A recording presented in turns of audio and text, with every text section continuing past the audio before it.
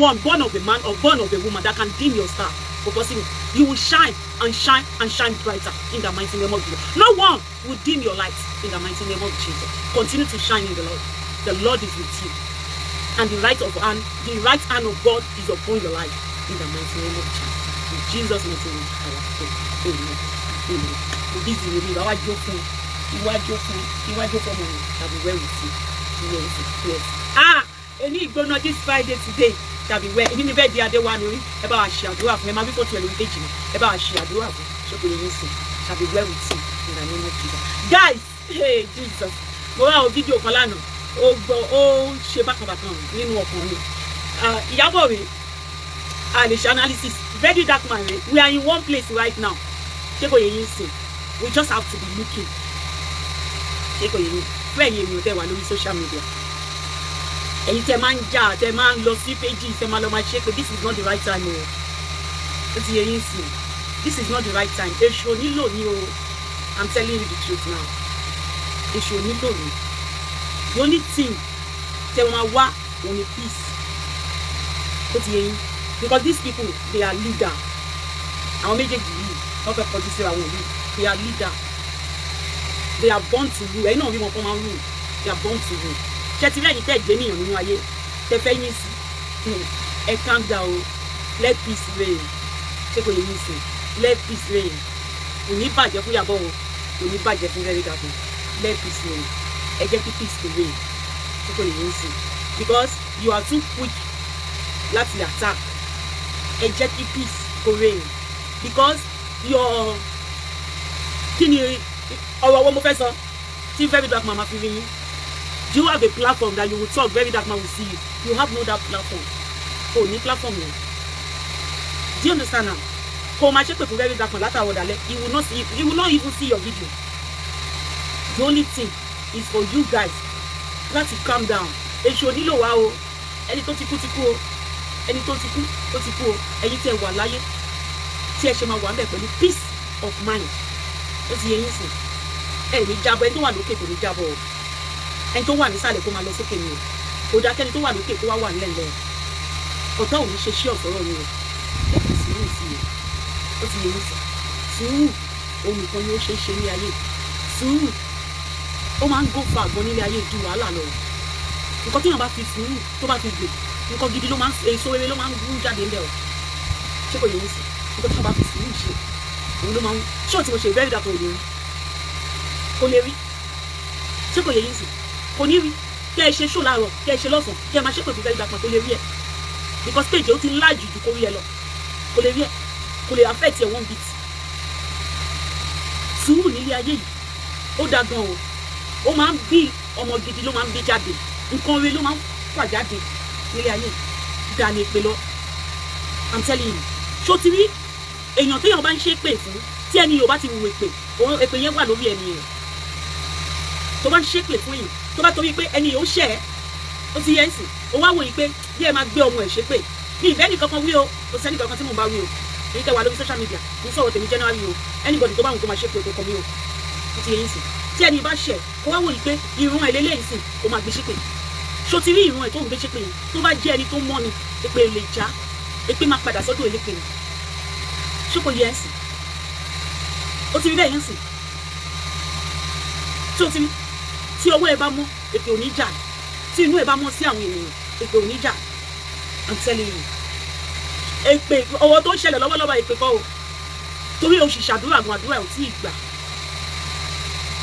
torí inú ẹ ò mọ́ sùúrù ni o ó ti yẹ ń sìn sùúrù nǹkan tí báwo lè ti máa sọ́nà nǹkan tó ń ṣe something ó fẹ́ sùúrù tó bá gbé ọbẹ̀ gbígbóná sí ẹ níwájú ṣé ó máa gbé mu lẹ́ǹkan náà ó máa fàtẹ́gùn sí ni ó máa fàtẹ́gùn sí ni kó fi gbóná díẹ̀ ó ti yẹ tó bá lọ́ọ̀bù Ìyábọ̀ ò ní wá wàhálà fún tó bá lọ́ọ̀bù Ìyábọ̀ ṣé kò yẹ ẹ́ sìn ogun kọ́ ló wà nílẹ̀ yìí o ìṣubú ẹ má gbọ́ inú Ìyábọ̀ tó ń dùn lọ́wọ́lọ́wọ́ báyìí kò sẹ́ni tó máa jáde tó máa sọ pé òun fẹ́ ìṣubú fún kò sí ẹni tó máa bọ́ síta tó máa ní ìṣubú lọ́kàn fún àfẹ́ni tó bá jẹ́ ẹni tó bá nífẹ̀ẹ́ Ìyábọ̀ ó ti yẹ because ẹni tó bá ti ń ga nínú ayé ó máa ń lọ̀tá gan torí ẹni tó bá ti ń ga nínú ayé o ní láti rìn ìrìn tó mọ́, torí pé àwọn ọ̀tá ló máa attract jù, tó jẹ́ pé ó ń da fún ẹ ní gbogbo ìgbà, ó máa ní ọ̀tá,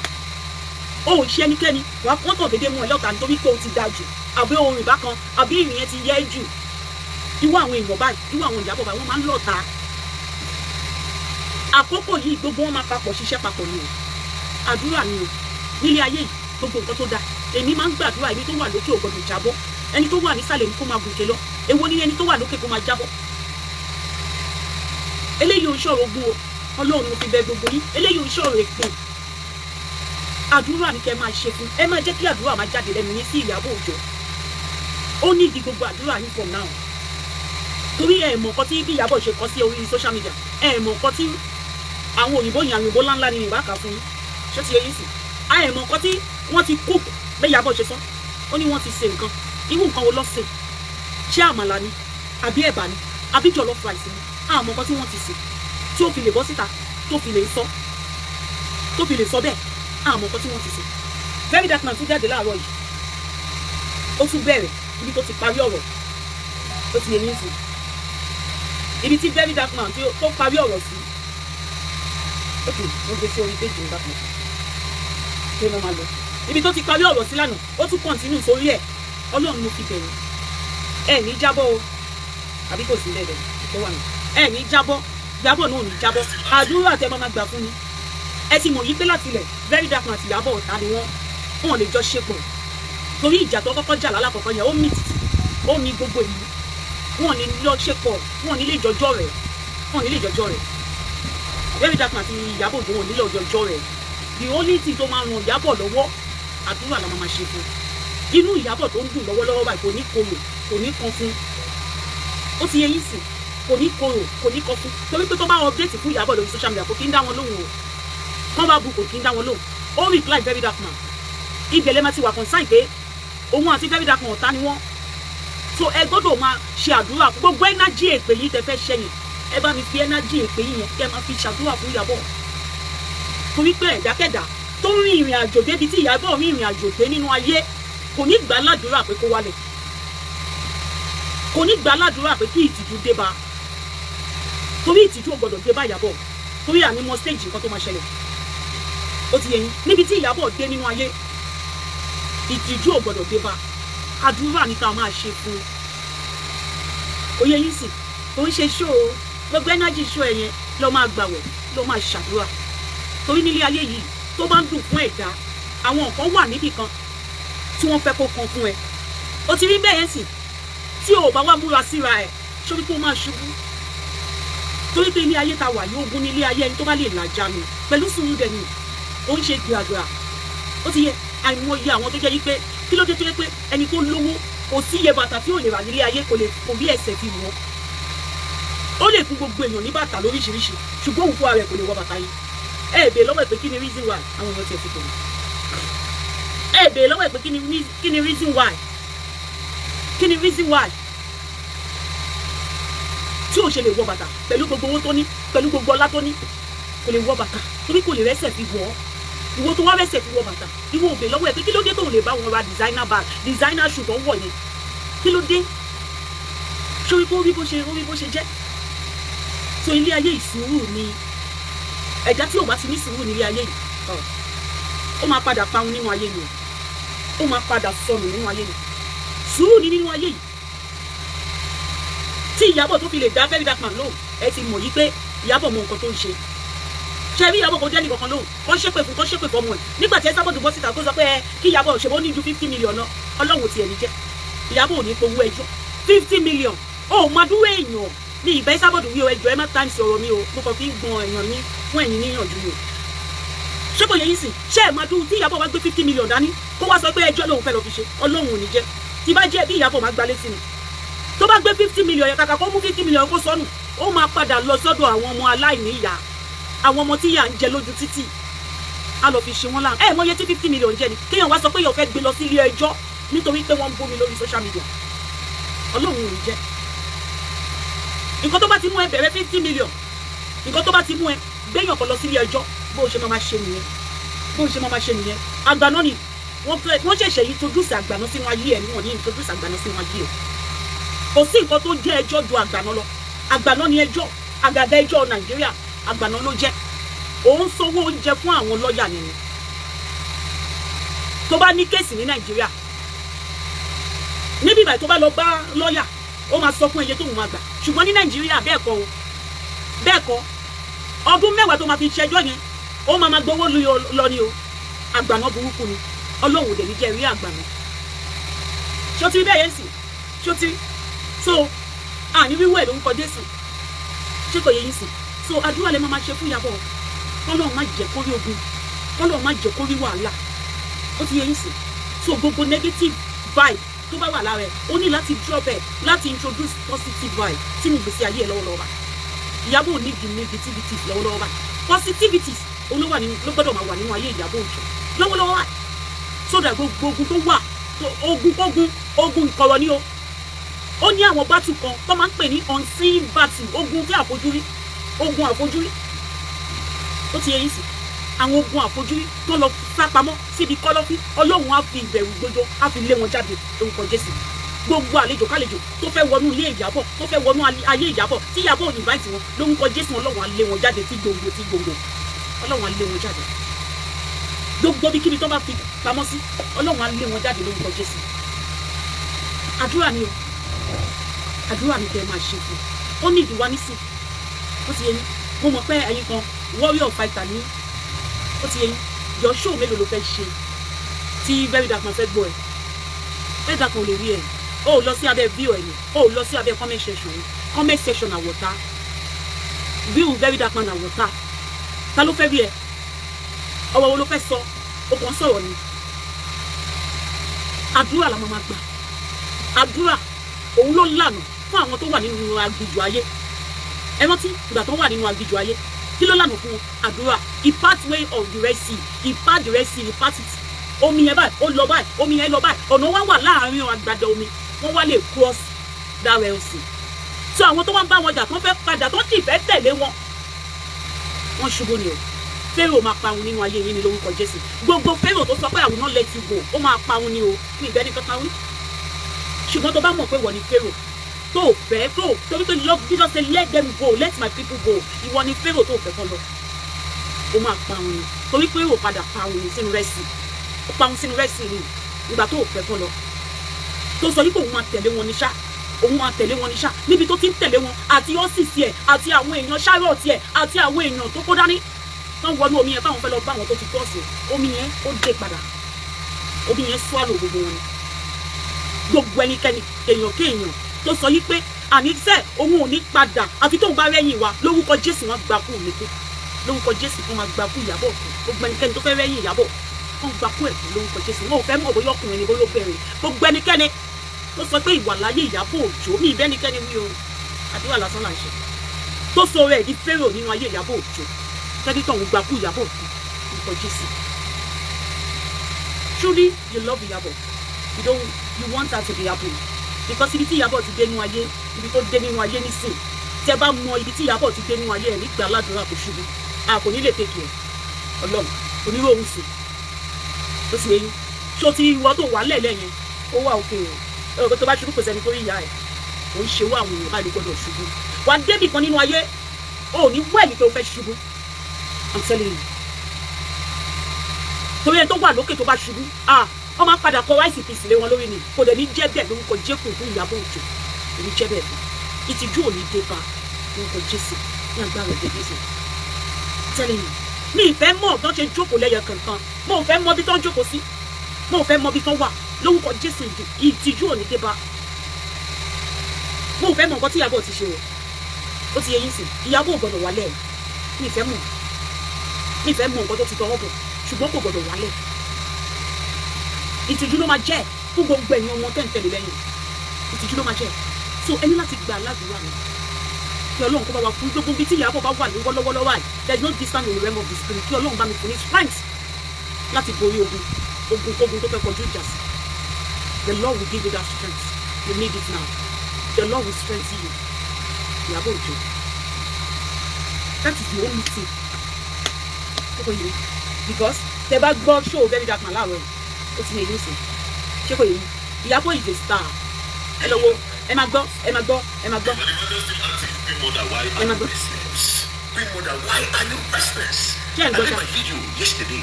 I did not mention your name. I did not even mention Mohbad's name. Rí i pé very dark man gan wọ glasses ni ó ti yẹ yín sí rí i pé nínú àwọn fídíò ẹ̀ tó ń ṣe tí very dark man máa ṣe fídíò fẹ́yàn ṣé ó máa wọ glasses òun wọ glasses very dark man ó fẹ́ ṣe fídíò ó wọ glasses kẹ́lẹ̀ mọ ìtìjú tó bóun gan ó wọ glasses tó tún dé fìlà ṣé kò yẹ yín sí so ẹ calm down o ẹ calm down ẹ kàn máa wo àwọn fídíò yẹn kẹ́ máa wo reaction ẹ kẹ́ máa wo ẹ mọ̀ yìí pé mi ò bí nǹkan kankan máa já nǹkan tí ẹ rò ó máa ṣẹlẹ̀ mi ò bẹ́ẹ̀ àmọ́ pé kò sí nǹkan tó ń bọ̀ lókè tílẹ̀ ò lè gbà ṣùgbọ́n ojú òní tí Ìyábọ̀ ọ̀nà àrà ló máa já sí torí ẹni tó bá pẹ́rú òun lérú máa ń tọ̀ àti jẹ́ èèyàn láyé kò ní sí o ìyá mi bàbá mi ẹ̀gbọ́n mi àbúrò mi àti jẹ́ èèyàn láyé kò ní sí àgàgà ìwọ tó jẹ́ yìí tó wá jẹ́ èèyàn láyé wọ́n wá pariwo ògo ẹ̀ síta. àwọn kan ti ṣe wọn rí ṣe wọn wá sọ yí pé kí ló dé ó ṣe jẹ́wọ́ nìkan ni because ibikíbi tí Ìyábọ̀ bá dé ó máa ń loud gbogbo ẹni tí Ìyábọ̀ Òjó bá ní rapport pẹ̀lú wọ́n máa jọ loud wọ́n máa jọ dùn ni tó máa léèyàn kan nínú ìkọ̀kọ̀ tó fẹ́ tafà sínú ìmọ́lẹ̀ Ìyábọ̀ ìmọ́lẹ̀ ló jẹ́ òkùnkùn máa ń paradà ni torí tí iná bá wọlé òkùnkùn máa paradà lọ ní ìmọ́lẹ̀ máa dé ṣé kò yẹ yín sí that is what the Bible said. Only I am the light of God. Ẹ bá lọ wo Matthew. Only I am the light of the world. Olabisi, I am the light of the world. Bẹ́ẹ̀ náà ni. Darkness cannot comprehend me. Kò possible. Kí òkùnkùn kó borí ìmọ́lẹ̀ mi. Láyé because I bear the mark of God in my body. No, darkness will vanish. When I come, darkness will vanish. So tí Ìyábọ̀ ibikíbi tó bá dé, darkness máa ń vanish mi. Ó máa ń láàbù fún ni. Ògo ni kó tó ń pè lógo nìyẹn ògo ẹ̀ ò dẹ̀ ní wọ mi your star will not vanish. Yes, Ìyábọ̀ Òjó, you continue to shine and shine brighter. Yes, because you are a star. Your star will not vanish. In the mighty name of Jesus. Ó wà láàrin àwọn èèyàn ó máa jẹ́ kí ògo tàwọn èèyàn náà ó tún tàn ṣé wéèyàn ẹ jọ̀ọ́ ẹ bá mi fi energy máa fi ṣàdúrà tó o bá má àdúrà gbà lọ́kọ̀ lórí YouTube máa lọ wo gbogbo àwọn prayer points máa fi ṣàdúrà àsìkò èpè lọ́kọ́ lélẹ́yìí torí tó bá ṣépè fún ẹni tó jẹ́ tó wà ní mímọ́ ọwọ́ ẹ̀ mọ́ ọkùn ẹ̀ mọ́ èpè yẹn máa dà ní ẹlú nìyẹn iṣẹ́ ẹnájí èpè tó fẹ́ lónìí bá mi máa fi ṣàdúrà fún torí very dark man kọ́kọ́ ni ọ̀tá Ìyábọ̀ very dark man gan lè má wà lára àwọn ọ̀tá ẹ̀ very dark man gan lè má wà lára àwọn ọ̀tá ẹ̀ ẹni tó pè mí pẹ̀lú fídíò kọ yìí ẹ fẹ́ rajà ẹ kàn tẹ́sì mi àbí kẹ́ pè mí pẹ̀lú ló máa kọ mo wà níbàyìí náà ẹ yẹ kí n pè mí pẹ̀lú fídíò kọ. ṣé kò yẹ yín sìn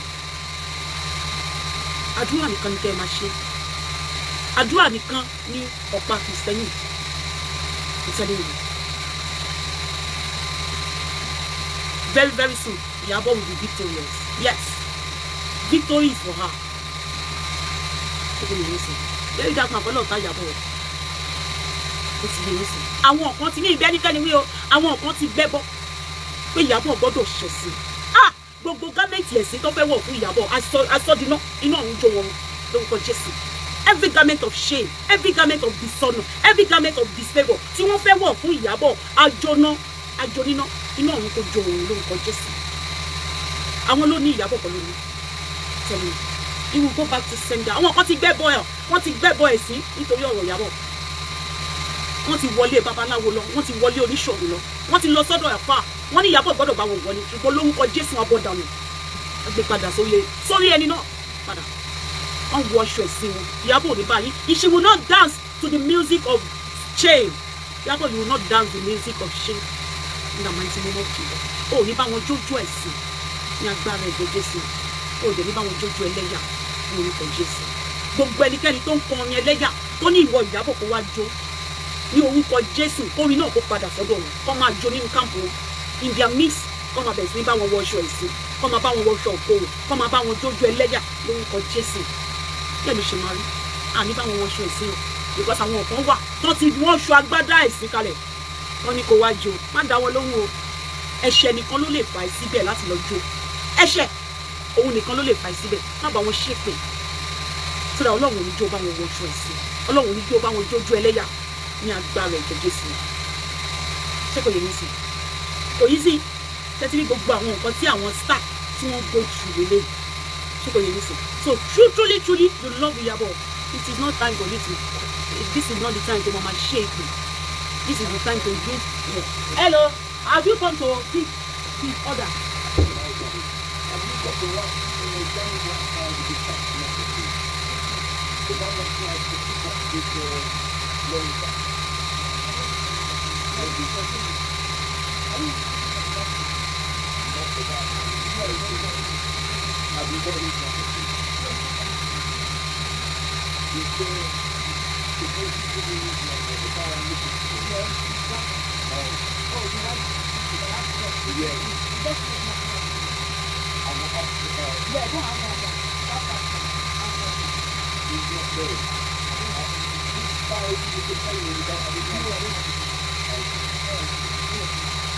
They just let those white people.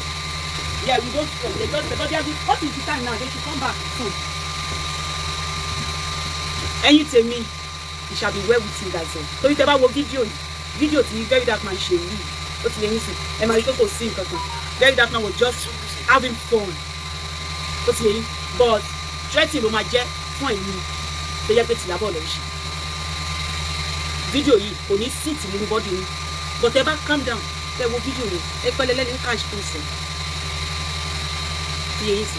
Torí nínú video yìí kò tí ì sí harm kankan nínú video yìí. Kò sí anything tá lè mú dání nínú video yìí. It's just a laughing video. Fún ọ̀pọ̀lọpọ̀ ènìyàn tó bá wo video yìí. Kò sí tangible evidence kankan tí ọ̀tá fẹ́ mú dání nínú ẹ̀. Tẹ́ bá wo video yìí, ẹ same thing tó sọ nínú video tó ṣe lánàá. Same thing tó ṣe repeat nínú yìí. Ọlọ́gbọ́n nìkan ló máa yé. Tẹ́ bá fi ọgbọ́n yín àti òye yín kẹ́ jókòó. Ẹ mọ̀ pé bọ̀bọ̀ yóò ń káṣí kú sí. I'm gonna call you back. Let me call you back. Alright. Yeah. Ṣé kò yẹ yín sí? Ẹ máa gbọ́. Ẹ máa gbọ́. Why are you restless? Queen Mother, Ṣé why nǹkan tó sọ are lánàá you náà kọ́ lélẹ̀? restless? I made my video yesterday. I did not mention your name. I did not even mention my name. Nobody knew what I was talking about. Ẹ̀yin tẹ́ máa ń times nǹkan náà ni. Because people are hiding a lot. People are hiding a lot. For some reason you knew because people know what you were doing in the dark. You knew. I didn't call your name. Next thing you rush go Instagram, you go post. You know, they're coming to distract you from what? Distract you from what? Not about government labs. Distract you from what? Tell me. The next thing with this thing yesterday, you go do AI out of restlessness. You went to go and do AI where you cross bucket. Thank God you know cross green bucket. Check the coach. Check the coach. To pour everybody tears. Yeah, but no, I go import from China. Or I go borrow from Ghana. Go to Facebook Ghana. Go to buckets for there. Start everything there. Guilty conscience. Mind you, I should people that want to go in. And I'm not the part that you plan it. Because it's good for that to validate everything I want to say. And people will know that God, for Iyabo Ojo to rush to go and make a post, she definitely know what they did. And she wants to do damage control before the damage comes.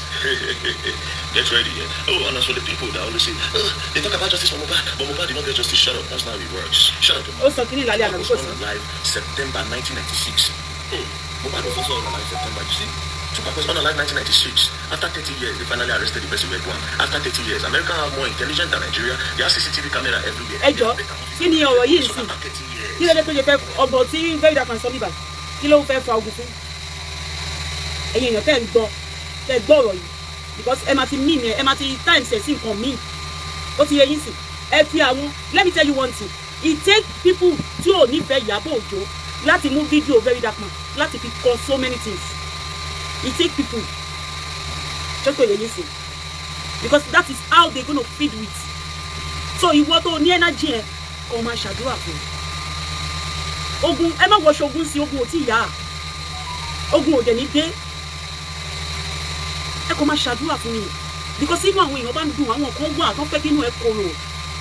Tó fẹ́ kí ìbànújẹ́ dé báyìí. Torí wọ́n ti fọwọ́ sọ̀yà. Gbogbo ẹnikẹ́ni tó fọwọ́ sọ̀yà. Tó ní pé torí pé tèmi lòun ṣe fọwọ́ sọ̀yà. Pé ayé mi máa dúró sójú kan náà ni. Lórúkọ Jésù tẹ́ni ẹ gbà kúrò kú. Ló ṣe máa ṣe ládùúrà ni. Àwọn kan ti fọwọ́ sọ̀yà sẹ́ẹ̀. Àní Iyabo gbọ́dọ̀ wà lẹ́nu sẹ́ẹ̀. tábà wá rẹ́ni náà bó ṣe obìnrin ni o bó ṣe ọkùnrin ni bó ṣe ọmọdé náà ni bó ṣe àgbàlagbà ló fọwọ́ sọ̀yà pé Ìyábọ̀ gbọ́dọ̀ wálẹ̀ lórúkọ Jésù kó kú ikú tó yẹ kí Ìyábọ̀ kú kẹ́niyẹn kú kú lórúkọ Jésù. kí ni kí Ìyábọ̀ bá wálẹ̀ kí ni èrè títí ẹ kí ni èrè ṣé tí Ìyábọ̀ bá wálẹ̀ because me understand àwọn èlòmíì tí Ìyábọ̀ bá wálẹ̀ ṣé o fẹ́ bọ́ sí position Ìyábọ̀ ni àbọ̀ máa fi ẹgbẹ́ rẹ̀ wọ́n máa fún ẹ ní mẹ́dà àbọ̀ máa fún ẹ silver àbọ̀ máa gba gold. So ẹni láti wá láti gba àdúrà yìí àdúrà ló máa ń break every walls every mountain àdúrà máa make a level to you ṣé kò yẹ wọ́n sí jọ ẹ̀rí tí wọ́n fẹ́ rí yẹn how many days ni ẹ̀rí yẹn máa fi fún wọn ẹ̀rí yẹn kò ní gbowó fún wọn ní báńkì o you don't know how people that are demonic try to operate they don't like you to laugh ó ti yẹ yín sìn wọ́n kọ́ máa wò pé kí ló ń fún ní ìdùnnú báwọn ṣe ń sáré tó ọ̀pọ̀ ènìyàn ló ń sáré pé kò ṣubú o dẹ̀ ń rìn lójoojúmọ́ o dẹ̀ fẹ́ sọkọ́ o mọ̀ pé ìbànújẹ́ ló jẹ́ fún wọn ni because o channel energy titi ẹ o channel sí negative o ń channel gbogbo energy ẹ tó ní nínú ẹ o ń fi sí positivities why tó ṣe fẹ́ ṣubú sẹ́ni tó rí ẹ ẹni tó sọ pé kò ṣubú tó bá rí ẹ tó o máa ṣubú ṣé òbí ẹnu ẹ máa dùn nínú òní dùn torí ẹ ló ṣe máa kún fún àdúrà ní gbogbo ìgbà. wọn láìkì irú àwọn eléyìí tó ti wà lókè wọn láìkì kan máa rẹ́rìn irú àwọn tó bá wà lókè bá wọn máa ń lọ́ta gan kó wáyé ìmájì ìwọ tó jẹ̀jẹ̀ ń tiraka láti lọ sókè ẹ̀rù oní máa bẹ̀rù wọn máa bẹ́ẹ̀ because o lè fẹ́ upgrade ayé ẹ̀ ni láti lè lọ sókè kó wá wo ogun táwọn eléyìí ti jà wo ogun tí wọn náà ń jà lọ́wọ́lọ́wọ́ báyìí tóun ti lọ sókè o máa wo owó ogun tóun jà lọ́wọ́lọ́wọ́ báyìí kó wá wo owó ogun tí àwọn eléyìí ti jà wọn tó débi kan dé ẹ̀mí mímọ́ ní ọkọ̀ wa sọ yí pé òun fẹ́ rẹ́yìn òun ẹnìyàn á bọ́ṣọ lọ́jà á wọ ọjà lọ lórúkọ Jésù á wọ ọjà lọ lágbára ẹ̀jẹ̀ Jésù. àdúrà ní kẹ́ máa gbà ẹ má ṣe pé ẹ má fi àánú yín ẹ má fi sọ nǹkan tán Ọlọ́run sọ pé kẹ́ ẹ béèrè òun á dá yín lóhùn ó ní tẹ́ bá kan ilẹ̀kùn òun á sì ṣí tí ẹ bá wá òun pẹ̀lú gbogbo ọkàn yín òun á rí yín Ọlọ́run tó sọ kò ó mọ nǹkan tó sọ ó mọ nǹkan tó sọ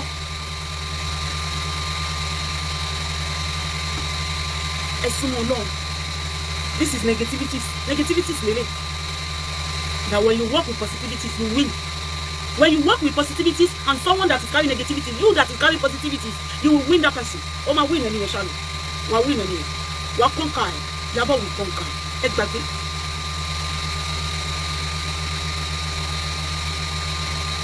Ìyábọ̀ will conquer. Let's see ibi tó fẹ́ lu end sí. wọ́n ti ṣe VDM tí ì ṣe ṣòrí ó ti ṣe ṣòrí so let's see what next nǹkan tó kù let's see Ọlọ́run ti bẹ̀rẹ̀ ṣàmúṣà fún Ọlọ́run bẹ́ẹ̀ truly you love Ìyábọ̀ ibikíbi tó bá ti ní tán fi ń sọ̀rọ̀ yẹn ìwọ ṣáà máa kọ́mẹ̀ntì àdúrà máa fi àdúrà ránṣẹ́ sí èmi ní ìṣòro nínú ayé torí gbogbo fídíò yẹn kùsì lè nípe èmi tẹ́mi ṣe wà ní kùsì nípe torí kò sí amount of fídíò tí wàá lè ṣe tí bẹ́ẹ̀ dàgbà fẹ́rí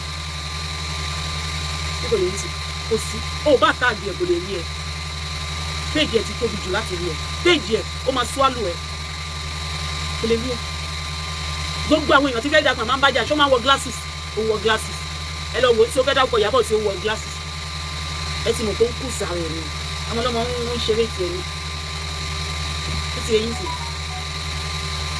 ẹ má wà distracted kò sógun ẹ má pa ogun wá fún ẹ má ṣe àdúrà fún Ìyábọ̀ ò ní bá wọn wọṣọ kó rẹ kò ní bá wọn wọṣọ ẹ̀sìn orúkọ Jésù ẹ̀sìn ò ní dé pa ayọ̀ tó ti wà nínú ayé Ìyábọ̀ ayọ̀ yẹn náà ló máa kọ̀ntínú nínú ayé ẹ̀ ní agbára ẹ̀jẹ̀ Jésù.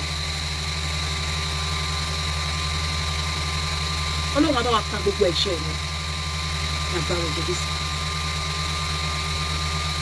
And it shall be well with everyone of you. I'm not going to be able to ginger and beer. Enjoy my job. If I feel energy, enjoy. I'm a very fair Ìyábọ̀. Ẹ má ṣe pé for now. Ogun tó ń bọ̀ yẹn gangan, ẹ jẹ́ ká fojú rẹ̀. Ṣé kò yẹn? Ìyábọ̀ náà kéré nínú ayé. Tí Ìyábọ̀ bá dákẹ́ fún àwọn nǹkan, àbẹ́ni kankan wúlò, àbẹ̀rù ẹni kankan, máa sí nínú pálapàla inú. Tí Ìyábọ̀ bá kéré, Ìyábọ̀ kéré nínú ayé, tó bá dákẹ́ fún àwọn nǹkan. Ó ń ṣe pé torí pé ó gọ̀. ó ṣe pé torí pé ọ̀dẹ̀ ni ó máa nídìí ó ṣe dákẹ́. Gbogbo ogun tó wá tó ń wọnú ayé Ìyábọ̀ ó gbé ìjà náà ni ìjà náà ló gbé ìjà ló gbé débẹ̀ ó ń ran àwọn èèyàn lọ́wọ́ ni kò ń ṣe ogun ìdílé ìyá ẹ̀ ló ń yọjú sí kò ń ṣe ogun ìdílé bàbá ẹ̀ ló ń yọjú sí torí pé ó dúró fún èèyàn ni torí ẹ̀ làwọn ogun yìí ṣe ń yọjú sí ṣùgbọ́n Ọlọ́run alágbára tó jọba ìyanu á palẹ̀ gbogbo ogun náà mọ́ orúkọ Jésù á palẹ̀ bí wọn inú Ìyábọ̀ tó ń dùn kò ní kóró lágbára orúkọ Jésù ìbànújẹ́ kéré ó tóbi ni o Ìyábọ̀ ò ní bá wọn rà kò ní ní owó láti bá wọn ra ìbànújẹ́ wọ́n máa ń tà ní èpè ìpèlè Ìyábọ̀ ò ní lówó fi rà ní orúkọ Jésù kò ní ní owó láti fi ra ìbànújẹ́ yìí orúkọ Jésù congratulation nìkan ló máa bá wọn ṣe lágbára orúkọ Jésù kí àìsàn jọ ẹ má jà Ọlọ́run ti bẹ̀rù ẹ má jà ẹ wo ẹgbẹ́ àgbékalẹ̀ sílẹ̀ ẹ wo fídíò yẹn dáadáa ẹ wo ẹni tó ń sọ̀rọ̀ ẹ wo body language ẹ wo speech ẹ wo ojú ẹ wo gbogbo body language ẹ ṣé eléyìí fẹ́ lọ sínú ogun tẹ́ ẹ bá ní sùúrù Ọlọ́run má jẹ́ ká bà nǹkan jẹ́ ẹ jẹ́ ká máa ní sùúrù o sùúrù ló dálé ayé yìí o kò sí nǹkan tó wà nínú ayé tí sùúrù ò lè tún ṣe tẹ́lẹ̀ yìí tí gbogbo èèyàn ó ti yẹ yín sùn tí gbogbo èèyàn bá ń bínú tó bá bínú kó sínú omi gbóná ẹ mọ̀ kó tó máa rìsọ́ọ̀tì mi sí i gbogbo ilé ayé máa collapse ni ṣùgbọ́n tó bá ṣe rẹ́ni tó sọ fún ẹ pé má jà ó ṣì rẹ́ni tó nífẹ̀ẹ́ tó bá ń jà tó bá rẹ́ni tó sọ fún ẹ pé má jà mọ́ àwọn èèyàn kan ṣì nífẹ̀ẹ́ ni ṣùgbọ́n tó bá ń jà tó rẹ́ni sọ fún ẹ wọ́n fẹ́ kó pa wọn tó bá ti ń jà tó bá ti rẹ́ni sọ fún ẹ pé má jà mọ́ wọ́n ti fẹ́ kó pa wọn ipa wọn ti dé báyìí wọn ó dẹ̀ máa pa wọn àbẹ́nikẹ́ni ń lò ti èyí àbẹ́nikẹ́ni ń sọ̀rọ̀ nínú àwọn ọlọ́dẹ rí wọn ṣé kò yẹ sí àti Ọlọ́run bẹ̀rẹ̀ ẹ má jà and it shall be well with every one of you right ojú Ìyábọ̀ ti rí tí Ìyábọ̀ bá sọ̀rọ̀ ó máa rọrọ̀ sọ̀rọ̀ àwa gan tá à kì í ṣe Ìyábọ̀ gan táǹtì àmọ́ nǹkan tó ju wa ti rí ká bọ́ sí Ìyábọ̀ Òjó ẹni tó wà ní front line ẹni tó yẹ pé eyes of many people ni ètò ìbẹ̀ yẹn sì ẹnu kòkò yìí sí ẹ̀yin náà wò nínú ọ̀sẹ̀ kan àfi bíi pé Ìyábọ̀ nìkan ẹ̀yin náà wò tí o lè ṣe wú lifestyle ẹ̀ no nínú ọ̀sẹ̀ kan ó máa lo ẹ mọ àwọn operation mélòó tó máa pè sí àwọn tó pè sí ṣe kí n ṣọ́ mọ̀ bóyá olówó yẹn lọ́wọ́ àbí kò lówó yẹn kí ẹ mọ nǹkan tó ti go through kó tó débi tó dé.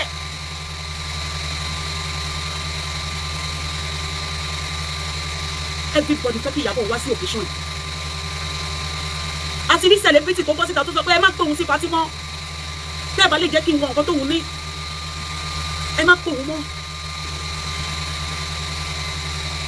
because aṣọ yẹn àwọn ò ní wọ̀ mọ́ tẹ́ ẹ máa gbowó àwọn sáìdá wo Ìyábọ̀ máa ń wọ́n ẹ̀yin ẹ lọ́wọ́ ṣọ́ ní olóòdè ṣe Ìyábọ̀ máa ń tàgbé àwọn tó máa ń wọn lọ́ṣọ fún ẹ lọ bèrè lọ́wọ́ àwọn tó ránṣọ fún wọn pé èlò lọ́wọ́ sáà yẹn nìkan ẹ lọ bèrè just that style ó ń ṣaṣọ yẹn o just this style.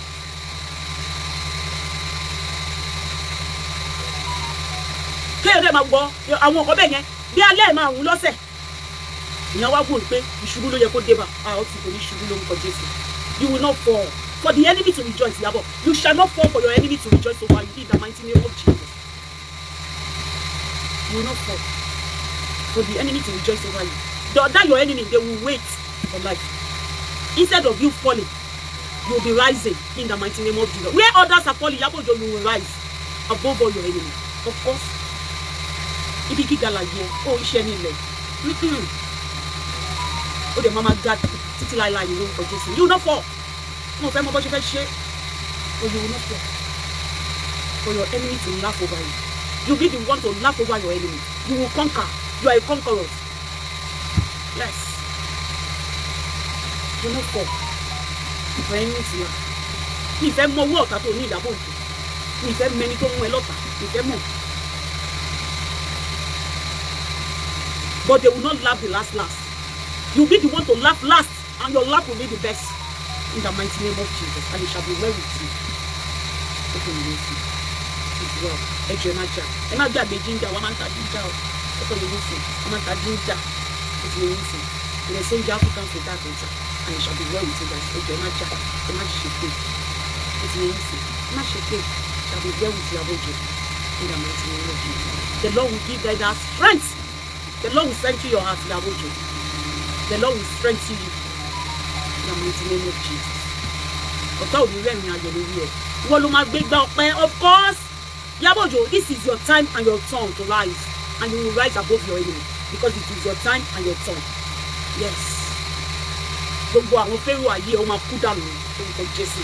I believe in my God that I serve. All things will work together for your good. You know, when they plan evil, that evil that they plan, it will work together for your good. More for money.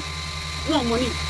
And when you keep more, that when you plan for someone to be down, for their downfall to come, and you are planning for their rising, you don't know how God will going to turn the table for good for you. The Almighty God will turn that table for you. The Lord said in Psalm, only pay, I will anoint your hair. And I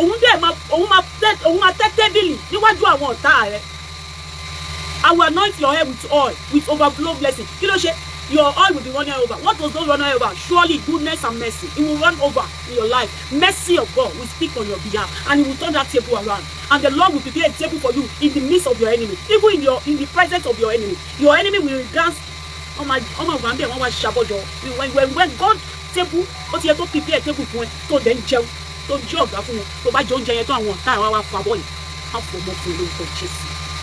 The Lord will prepare a table for you in the midst of your enemy and in the presence of all your enemies. You will not bow, Yabo Oju. You will not bow for your enemy to rule over you. Your enemy will be the one to bow for you, and you will rule over them. Of course, because you are a ruler. You have the power to rule, to conquer every principality and power. You match them. God has given you the power to tread upon the serpent and the scorpion, and you will tread upon them in the mighty name of Jesus. God has given you the power to tread upon every serpent. I don't want to know where they are. Any babalawo, God has given you the power to tread upon them, and you will tread upon them. They shall bow for you because you are born to rule. Of course, you are their boss. It shall be well with you, Yaboju. The Lord Almighty, there's no distance in the realm of the Spirit. The Lord Almighty will strengthen you, Yaboju. And it shall be well with you. We love you, and the Lord Almighty loves you most. That is the most. Níwájú Ọlọ́run àti ìyàn mọ́mì mi kan lọ ni. Ẹ jẹ́ sáré sọ fún iṣẹ́ rí mọ́mì yẹn. Nígbà tó pè mí kátàn tí mo fi páàkì ẹ̀rí. Nígbà tó pè mí wọ́n ní Lady K wọ́n send the picture wọn sí mi wọ́n ní kí n wò kò sí cream táwọn ò sí lò tán. Onímọ̀mí ẹ má worry ẹ má làágùn jìnnà. Ẹ gbà ọjà tẹ́ máa lò ní. Mo wá fún wọn ní face cream yìí morning and night pẹ̀lú ọṣẹ. Ẹ mọ̀ pọ́ṣẹ tèmi náà fi ń wẹ̀ ni. Ọṣẹ tí mo fi ń wẹ̀ ni for now but mo fẹ́ change ẹ̀. Mo tún fẹ́ confirm iṣẹ́ ọṣẹ mi wò. Èyí tí mo fi wẹ̀ tó sọ mí di bí mo ṣe dání. Actually kò yẹ kí n change ẹ̀ but mo tún fẹ́ gbọ́ṣẹ́ product kan wò kí n lè mọ̀ bí mo ṣe máa tún tà fún yín. Ṣé yí ọṣẹ bó ṣe wà yìí mo ní 80% guarantee lórí ẹ̀. 80%. Mi ò fún yín ní 90, mi ò fún yín 100 o. Mo dẹ̀ tún lè fún ẹ̀yin tí skin yín bá soft dáadáa máa fún yín 95%. Ó máa jẹ́ kẹ́ funfun. Ọṣẹ tí mò ń lò lélẹ̀ skin mi ni no filter. Mi ò lo filter. Mi ò dẹ̀ lo all the time. Mo máa sọ fún yín pé gbogbo product tí mò ń lò sí body mi ò kí ń lo all the time. Tí bá lo all the time mo máa dàbí òyìnbó, mo máa funfun. Mo wá fún wọn ní ọṣẹ 300 ml ni mo fún wọn. This is 500 ml. Mo fún wọn 305 ml. Mo fún wọn ní morning and night sí. Mo wá fún wọn ní lotion tó máa lò sí. Mọ́mì yẹn ti send the review sí mi kọjá bẹ́ẹ̀. Àwọn ló tún wá pè mí lénìí. Mo fi dáadáa tí mo wà láì mi bọ́. Wọ́n ní Lady K àwọn ò fẹ́ kí product àwọn tán káwọn tó ní mi. Wọ́n ní bá mi send the face cream yẹn méjì. Tẹ́ bá mọ èèyàn tí wọ́n ti refer sí mi. Tẹ́ bá mọ iye àwọn tó ti sọ fún wọn pé kó jọ àwọn gangan ní kó bá wọn rajà. Mọ́mì ní rárá fún ara yín ni ẹ lọ rà lọ́wọ́ ẹ̀. Kí ni mò ń try láti sọ fún yín ni pé gbogbo ẹ̀yin tẹ́ bá fẹ́ tún skin yín ṣe ẹ trust me mi ní fún yín lófo. Màá fún yín ní perfect one. Ẹ̀yin kò sọ bẹ́ẹ̀ bá ṣe fẹ́ skin yín ẹ sọ fún mi. Yàtọ̀ sí mọ́mì lẹ́ni àwọn tó ti fún mi ní review mi ò lè kà wọ́n tán. Tó ti pè mí tó ti fún mi ní review. Tí wọ́n tuntun ti place order wípé àwọn ò fẹ́ kí product àwọn tán. Gbogbo ẹ̀yin mọ́mì tẹ́ wípé skin yín ẹ ti skin yín ti wà discourage ó ti ṣe kíni ẹ pè mí máa fún yín ní nǹkan tó máa regular skin yín padà. Ẹ dẹ̀ má gbàgbé bí mo ṣe máa sọ fún yín, skin tó bá ti ní issue kò easy àti treat, ẹ máa ní sùúrù. Ẹ má expect pé skin tó ti damage kó sáré gbọ́ within 1 week. No. Irú àwọn skin bẹ́ẹ̀ yẹn ó pẹ́ jù 10 days ẹ̀yin náà ti máa mọ̀ pé yes, skin yín ti ṣe kíni, ó ti change. Ẹ ti máa rí good result pé yes, ọkàn yín gan ti máa balẹ̀ pé yes, this is the product tí mo lè lò. Ṣebí 10 days ni tó bá máa fi jù báyìí lọ, skin mi máa wà pa. So ó máa ń take èèyàn kéèyàn ní sùúrù, ó dẹ̀ máa ń take time láti fi tún skin ṣe. Tí skin bá ti ní issue, especially skin àwọn mọ́mì mi, ó máa ṣe kí ni, ó máa gbà yín lákòókò. Èmi náà ti go through ẹ̀ rí. Yes, mo ti go through ẹ̀ rí. Ẹ wo nọ́ọ̀kù mi sometimes, ẹ máa rí nọ́ọ̀kù mi ó máa dàbí bọ̀ọ̀lì. Èmi ò tiẹ̀ kí ẹ̀mí ìráyè tiẹ̀ náà. Tí n bá ráyè tí nọ́ọ̀kù mi 1 week ni, nọ́ọ̀kù mi máa ṣe kí ni, ó máa mu. Tí n bá ráyè tiẹ̀ 1 week ni ó ṣùọ̀ fún mi, ó máa mu, but mi ní time ti tiẹ̀, mi lẹ́ tó ń wò mí. So kò kàn mí. Nọ́ọ̀kù ẹlòmíì kábíyèsí o, ó worst burúkú. Kò ṣe nọ́ọ̀kù nìkan, gbogbo body.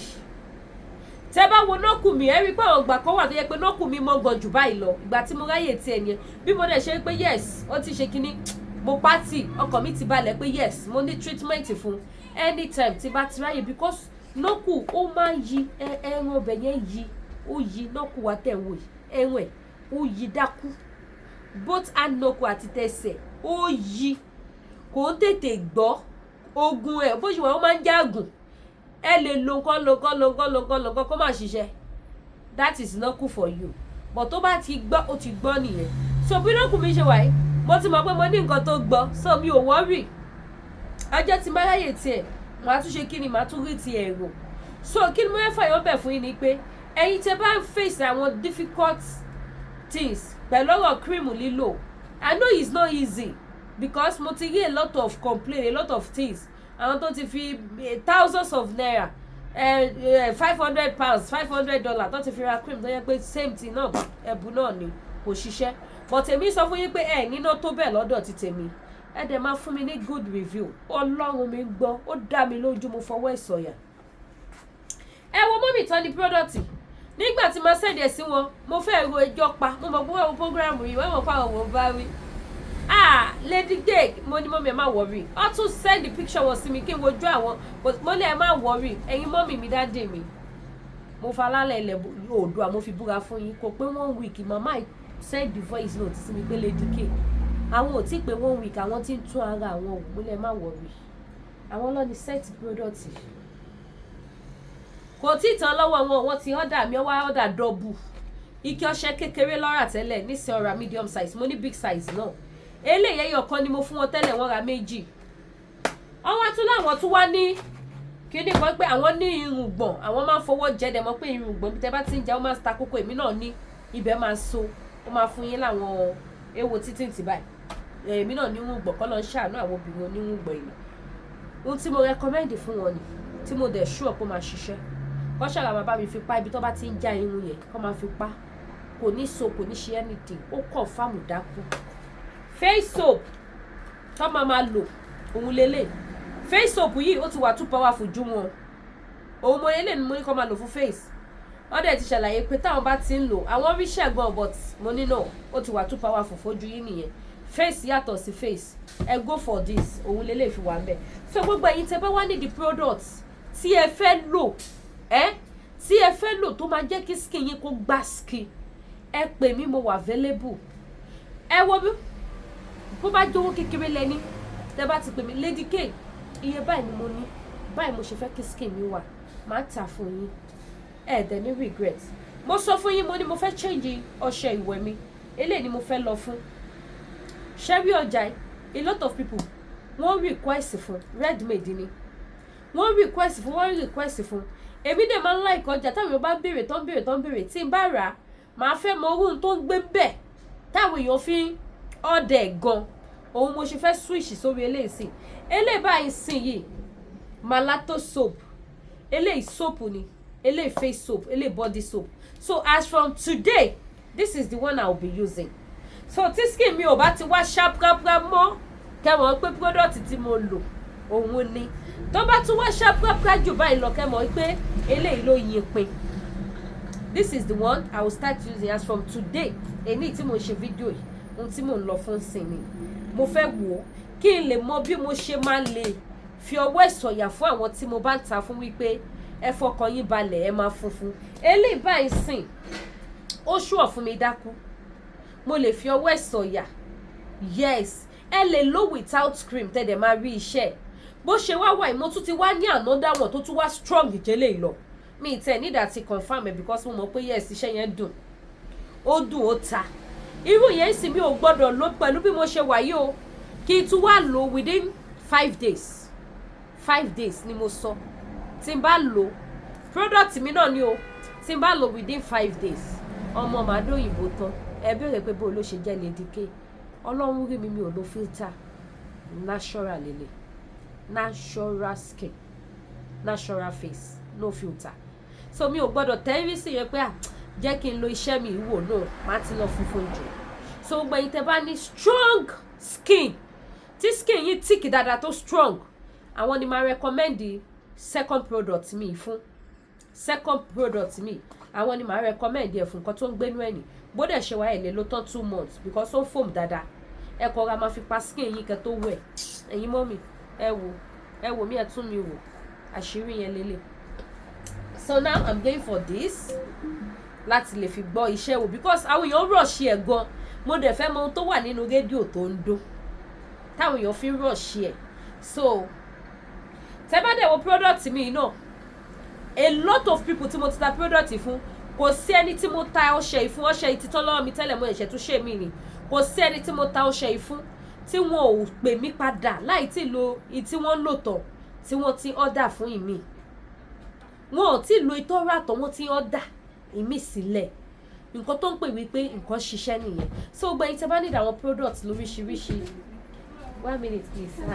Hi, I'm coming please. I'm coming. So gbẹ̀yìn tẹ́ bá need àwọn products yẹn, ẹ gbá mi láago. Ẹ̀yin mọ́mí ẹ má wá tún wá gbàgbé pé nísìn àti ní ẹja, ladyfish, ọ̀bọ̀kún, abo, ẹja ọsàn àti catfish. Gbogbo ẹja sì ó ti kún store wa. Our store is full for fish. Tí ó bá ṣe pé àwọn customer tó dé tí mo fẹ́ attend sí, bí ìbá sáré ní kí n gbé kámẹ́rà wọlé kí wá lọ fi wọ̀nyí pé kẹ́lẹ̀ wọ́n pé yes ẹja ti wà. Mo ní àwọn ẹja kan tóbi tó yìí. Kò ju méjì ẹ̀ lọ tí mo pack. Àwọn ẹja yẹn tó yìí. Àwọn ẹja yẹn sìn, àwọn tó bá máa rà sí tó bá ti jẹ́ Amẹ́ríkà fi kí n gbowó shipping because ó wúwo. Àwọn ẹja ọ̀bọ̀kún. Ẹ̀yin náà mọ̀ pé ìbọ̀kún máa ń wúwo bùbùbù ló máa wúwo. So tó bá gbé sí scale báyìí, ó máa já scale 2 ni mo pack àwọn tó tóbi báyìí.